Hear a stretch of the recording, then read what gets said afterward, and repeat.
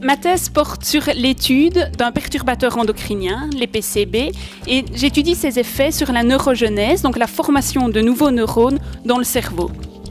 Et donc, j'étudie comment ces composés agissent, et ce que j'ai montré, c'est qu'effectivement, ils modifient la formation de ces nouveaux neurones si on a été exposé en période fœtale et embryonnaire. Pour moi, qui suis quelqu'un de très stressé de nature, ce n'est pas quelque chose d'évident de partager ma recherche lors d'un concours, parce que ça rajoute du stress supplémentaire. Et c'est surtout pas évident de le présenter à un concours de vulgarisation, parce qu'il faut trouver les bons mots et pouvoir faire comprendre ce que l'on fait à un public qui n'est pas dans le domaine. Difficile de préparer cette présentation. Mes idées évaporées. Ma thèse en combien de secondes encore? Certains diront trop de stress ces derniers jours. En fait, non. Cela remonte à très loin, quand j'étais fœtus. Maman m'a communiqué bien malgré elle ses PCB. PCB, petit cadeau bienfaisant? Au contraire, un cadeau empoisonné, répondant au nom fleuri de polychlorobiphényle. Ne vous a-t-on jamais dit « mange du poisson, c'est bon pour la mémoire ».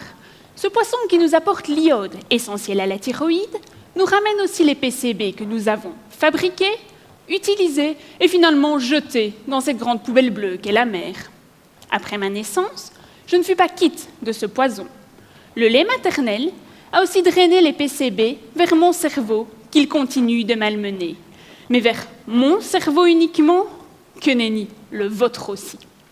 En Europe, nous restons tous exposés aux PCB, pourtant interdits d'utilisation.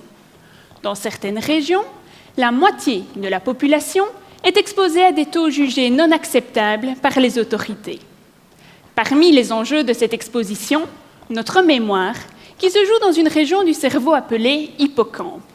Les neurones sont si importants dans notre hippocampe que nous les régénérons pendant toute notre vie.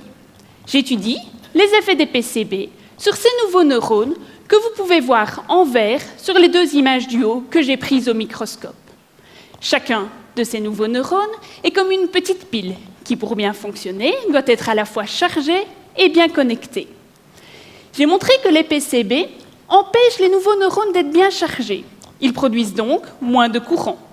Ils essayent de s'adapter en augmentant le nombre de contacts.